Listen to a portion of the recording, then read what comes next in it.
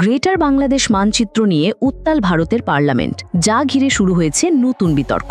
তবে এবার পাকিস্তানকে নয়, সরাসরি তুরস্কের দিকে আঙুল তুলেছে মোদি সরকার। এমনকি এরদোয়ানের দেশ নিয়েও বিস্ফোরক মন্তব্য করেছেন ভারতের পররাষ্ট্রমন্ত্রী এস জয়শঙ্কর। তুরস্কের মদদে ভারতীয় ভূখণ্ড নিয়ে গ্রেটার বাংলাদেশ মানচিত্র তৈরি করেছে ইসলামিক একটি সংগঠন। ভারতীয় পার্লামেন্ট লোকসভায় দাঁড়িয়ে এরদোয়ানের দেশটির বিরুদ্ধে এমন বিস্ফোরক মন্তব্য করেছেন পররাষ্ট্রমন্ত্রী এস জয়শঙ্কর। শুধু তাই নয়, এই মানচিত্রটি ঢাকা বিশ্ববিদ্যালয়ে একটি প্রদর্শনীতেও দেখানো হয়েছে বলেও জানিয়েছেন তিনি। 1 আগস্ট ভারতীয় সংবাদ মাধ্যমের এক প্রতিবেদনে এমন তথ্য জানানো হয়। এতে বলা হয়েছে, বর্ষাকালীন অধিবেশন চলছে ভারতের পার্লামেন্ট লোকসভায়। এই সময় বিজেপির এক আইন প্রণেতা জানান, বাংলাদেশে হঠাৎ করে সক্রিয় হয়ে উঠেছে তুরস্ক। আঙ্কারার একটি এনজিও সমর্থিত ইসলামিক সংগঠন সক্রিয় হয়ে উঠেছে ঢাকায়। এই সংগঠনের নাম সালতানাত-ই-বাংলা।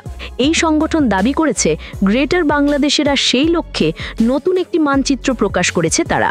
সেই মানচিত্রে দাবি করা হয়েছে, মায়ানমারের আরাকান রাজ্য, ভারতের বিহার, ঝাড়খণ্ড, উড়িষ্যা এবং গোটা 7 সিস্টার্সকে বাংলাদেশের অংশ হিসেবে উল্লেখ করা হয়েছে।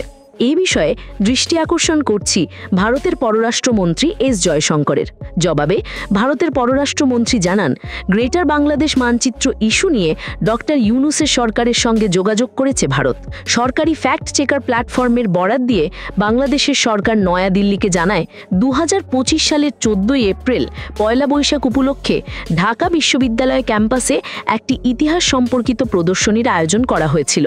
সেখানে মধ্যযুগের বাংলার একটি মানচিত্র প্রদর্শন করা হয়েছিল।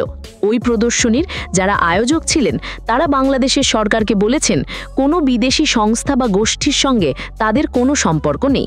বাংলাদেশের সরকারের পক্ষ থেকে আরও বলা হয়েছে, সালতানাত-ই-বাংলা নামের কোনো সংগঠন বা গোষ্ঠীর অস্তিত্ব বাংলাদেশে নেই। জয়শঙ্কর আরও জানান, জাতীয় স্বার্থ সংক্রান্ত বিষয়গুলোতে বাংলাদেশের প্রতি বিশেষভাবে মনোযোগী মোদি সরকার। ভারতের অভ্যন্তরীণ নিরাপত্তা সংক্রান্ত বিভিন্ন ইস্যুতে বাংলাদেশের উপর নিবিড় নজর রাখছে মোদি সরকার। এছাড়া অভ্যন্তরীণ নিরাপত্তাকে সর্বোচ্চ গুরুত্ব দিয়ে সামনে এগোচ্ছে নয়াদিল্লি। পুরো বিষয়টি নিয়ে আপনার কোনো মতামত থাকলে কমেন্টে লিখে জানাতে পারেন।